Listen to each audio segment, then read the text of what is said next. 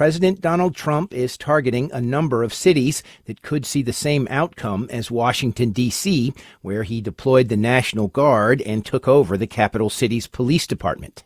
We have other cities that are very bad. New York has a problem.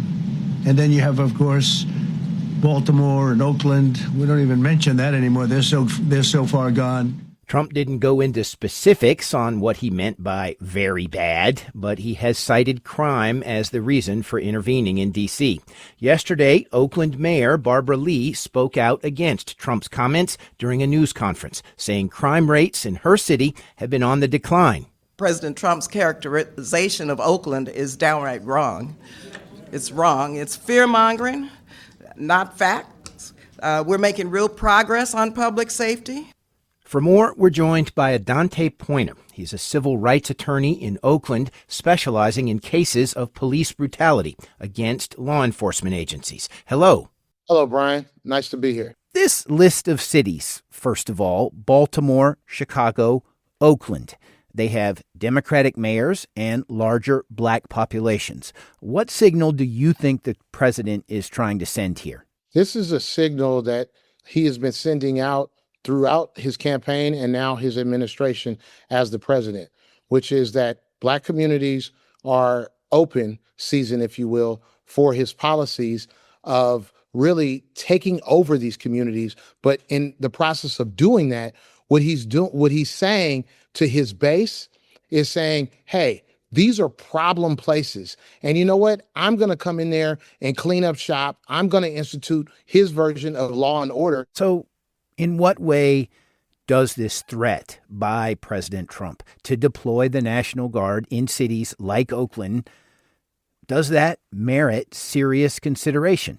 To me, it merits serious consideration because it's just the latest efforts amongst many that he has been doing since he's become president to consolidate his power and to take power away from places that that do not align with his political and ideological philosophy of either himself or his followers. And so the question is, who is he really trying to protect, if anyone? And that merits a lot more consideration because essentially he wants to unleash the National Guard into urban areas to do policing, which is something that they are not necessarily trained and maybe not even qualified to do in the way that we typically think about local police departments. Let's drill down more on the president's mention of Oakland.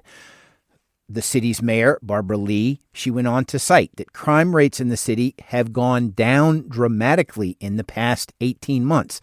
I'm curious, why do you think these crime statistics carry less weight in our media and political environment now? Well, listen, when you are a personal victim of crime, the data and the statistics don't really matter because it's personal to you. And so growing up here in the city of Oakland, being here in the city, living in the city, when murder rates were through the roof, I can feel the difference in terms of there being less crime, open, brazen crime taking place within the city of Oakland. But does that mean that all the crime has been stamped out? No. One victim is one victim too many.